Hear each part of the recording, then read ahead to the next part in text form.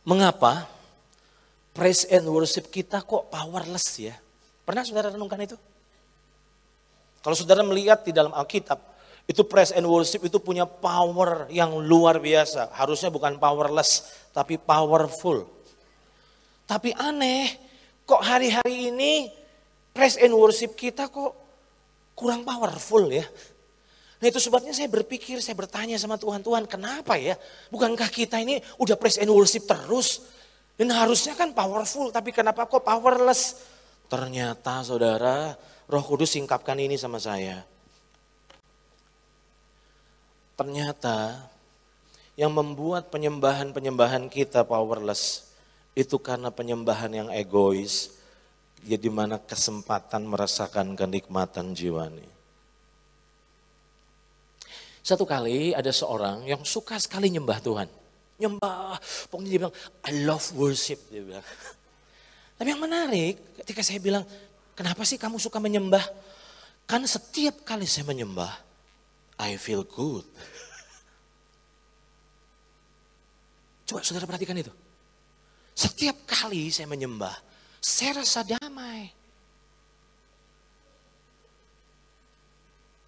Setiap kali nyembah, itu ngangkat Pak. Ngangkat berapa senti saudara.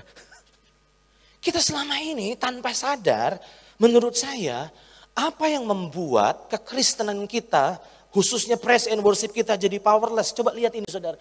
Ternyata tanpa sadar, karena banyak orang sebenarnya sedang menyembah dirinya sendiri. Kita menyembah untuk menikmati kesenangan.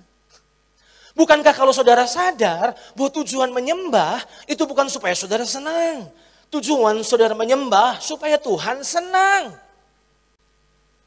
Mengapa ada banyak orang suka praise and worship? Supaya dapat rasa enak Pak. Rasa tenang Pak. Rasa damai Pak. Saya mau katakan kepada saudara. Berarti saudara sedang salah arah. Banyak orang sebenarnya sedang menyembah dirinya sendiri. Nah saya buktikan. Coba lihat ini saudara. Masih ingat tentang Paulus Silas dalam Kisah Rasul pasal 16? Ketika mereka dipenjara, ketika mereka dikepukin, diderah, dipasung. Wah pokoknya babak belur deh kalau orang bilang. Dan apa yang terjadi di tengah penderitaan mereka? Alkitab berkata, mereka menaikkan pujian penyembahan sama Tuhan. Saudara harus paham, Paulus dan Silas menyembah Tuhan bukan supaya mereka bebas. Kebebasan mereka hanyalah bonus. Kalau kita menyembah untuk bebas, menyembah untuk sembuh, menyembah untuk dapat kelegaan, bukankah itu kecelakaan? Kita sedang menyembah diri sendiri tanpa sadar.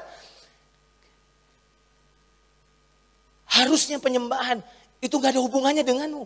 Itu semua tentang dia. Mari saudara, saya yakin praise and worship kita harus dibenahi arahnya. Tanpa sadar kita mencuri kemuliaan Tuhan dengan menggiling.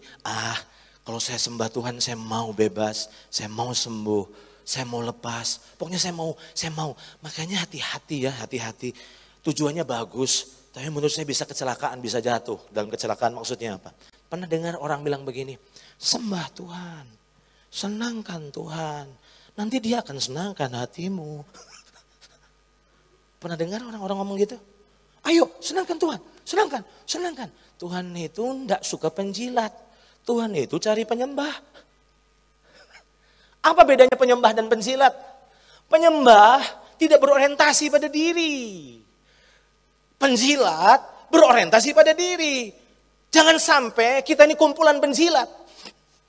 Aduh gak enak dengarnya deh. Jangan-jangan di mata Tuhan kita bukan penyembah. Jangan-jangan kita baru sebatas penjilat. Kita coba sembah dia, kita coba senangkan dia. Tujuannya supaya dapat fasilitasnya.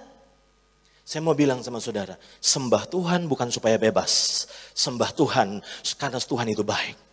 Sembah Tuhan karena memang dia Tuhan Raja yang patut kita muliakan. Amin saudara. Dan kalau saudara sembuh, kalau saudara bebas, itu bonus. Itu jangan jadikan tujuan. Makanya nggak heran, makanya powerless, praise and worship kita powerless karena apa? Fokusnya masih diri.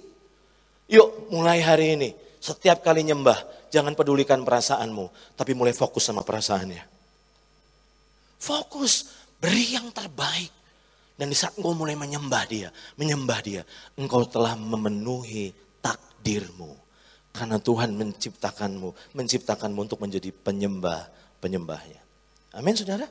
Hati-hati, Tuhan tidak cari penjilat, Tuhan cari penyembah. Amin.